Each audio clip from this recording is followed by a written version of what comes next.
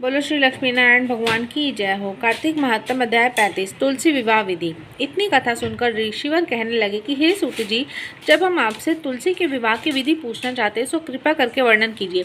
ऋषिवरों का यह वाक्य सुनकर आनंद से मगन हुए श्री सूत जी ने कहने लगे कि हे मुनीश्वरों, अब मैं आपके सामने तुलसी जी के विवाह की विधि का वर्णन करता हूँ, इसलिए आप सावधान होकर सुनने का कष्ट करें। जब उत्तरायण रवि हो, गुरु शुक्र का उदय हो, विवाह के नक्षत्र और विशेषकर पूर्णिमा हो, तो कार्तिक का महीना व भीषम पंचक हो, तब तुलसी वन में वह अपने घर में सुंदर मंडप और उत्तम हवन कुंड के सहित मनोहर वेदी की रचना करता हुआ ऋत्विज ब्राह्मणों को, जो विद्वान और राग द्वेष आदि से रहित हो, निमंत्रित करे और गृह यज्ञ आरंभ करता हुआ मातृकाओं की पूजा करे।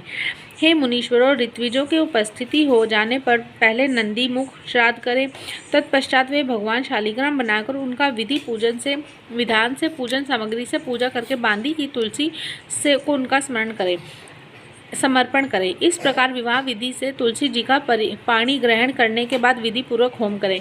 इसके बाद सब पत्नी, यजमान, भाई, बंधु और सेवकों के साथ चारों ऋत्विजों के सहित विष्णु भगवान की प्रेम प्रदक्षिणा करता हुआ शांति पाठ और मंगलगान के साथ साथ आदि बाजे भी बजवाने चाहिए। हे मुनीश्वरों, ऐसा हो जाने के बाद यजमान को गोदान और शैया दान करना चाहिए।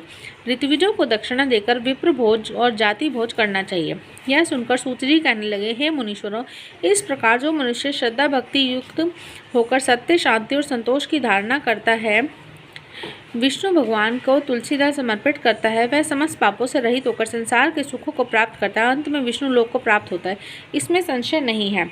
हे मुनीश्वरों, जिस प्रकार से तुलसी जी का विवाह की विधि बताई गई है, उसी प्रकार आंवला, शमी और पीपल के विवाह की विधि समझनी चाहिए। इति कार्तिक महात्म अध्याय 35 समाप्त। राधे राधे।